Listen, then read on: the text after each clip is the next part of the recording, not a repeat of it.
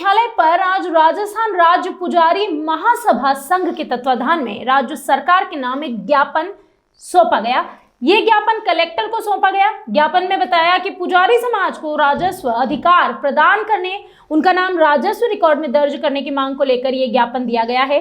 राज्य सरकार के नाम ये ज्ञापन है जो कलेक्टर को सौंपा गया। इन पुजारी संघ ने मांग की कि राजस्व रिकॉर्ड में जहां भी पुजारी जिस मंदिर, ट्रस्ट और मंदिरों की पूजा करते हैं उस भूमि में रिकॉर्ड में उनका नाम दर्ज किया जाए। 2018 में जो नियमावली थी उन्हें के अनुरूप उनका नाम रिकॉर्ड में दर्ज किया जाए। राजस्थान सरकार के द्वारा 2021 में आदेश जारी करने के बाद भी राजस्व अधिकारियों ने इन पुजारियों का नाम दर्ज नहीं किया है, जिससे पुजारी महासंघ में आक्रोश है। भूमाफियाओं और बाहुबली व्यक्तियों द्वारा पुजारियों की हत्या, अपहरण, मारपीट, अवैध रूप से मंदिर की भूमि पर कब्जे किए जा रहे हैं। ऐसी घटनाएं राजस्थान में लगातार बढ़ रही है, जिसके कारण पुजारी वर्ग बहुत आहत हैं। हम राज्य सरकार से मांग करते हैं कि परिपत्र जारी कर उक्त पुजारियों का नाम राजस्व भूमि रिकॉर्ड में दर्ज किया जाए। पाली से सुरेश पवार की रिपोर्ट। हमारी मांग है जो 1991 में राज्य सरकार ने डोली बनाम मंदिर की राजस्थान में जितनी भी पुजारियों की ज़मीन थी उन पुजारियों की ज़मीन में पुजारियों का नाम विलोपित करके सिर्फ मंदिर मूर्ति का नाम ही रखा, जिसके कारण राजस्थान में भूमाफी इत्यादि अत्यधिक हैवी हो गए। कोई भी दावा करके पुजारी की ज़मीन पर बैठ जाते थे, उस पर कब्जा करते थे, जिसके कारण पुजारी काफ़ी अर्सों से आहत है। इसके संबंध में बार बार पुजारी महासभा द्वारा मांग रखी गई।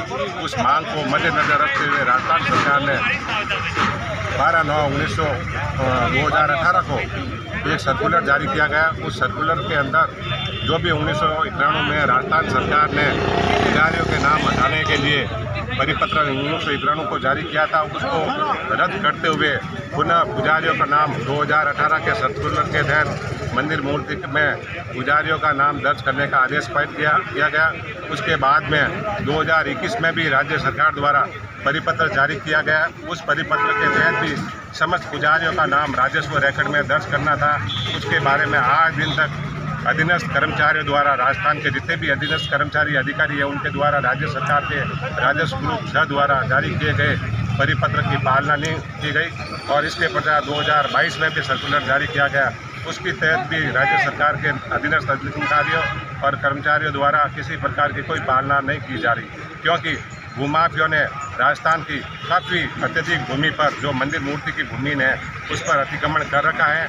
वो चाहते हैं कि इन पुजारियों के नाम दर्ज न हो, क्योंकि अगर पुजारियों का नाम उस मंदिर मूर्ति की ज़मीन पर दर्ज हो जाता है तो उनका वहाँ कब्जा अवैध रूप से करना बहुत मुश्किल हो जाता है, क्योंकि मंदिर मूर्ति का संरक्षक का नाम न होने के कारण उस पर तरह तरह के भूमाफिया इत्यादि उन पर कब्जा करने पर उतारू हैं। इसलिए हमारी पुजारी महासभा से यही मांग है कि राज्य सरकार द्वारा 2018 से लेकर 2022 तक जितने भी मंदिर मूर्ति में पुजारियों के नाम दर्ज करने के परिपत्र व आदेश राजस्व सेक्रेटरी ग्रुप 6 द्वारा जारी किए गए हैं, राजस्थान सरकार जयपुर द्वारा उसकी पालना करते हुए तुरंत प्रभाव से मंदिर मूर्ति की भूमि में पुजारियों का नाम दर्ज करने का आदेश प्रदान करें और उनको सारे रेवेन्यू रिकॉर्ड में नाम दर्ज कर ऑनलाइन जमाबंदी में उनके नाम दर्ज करें।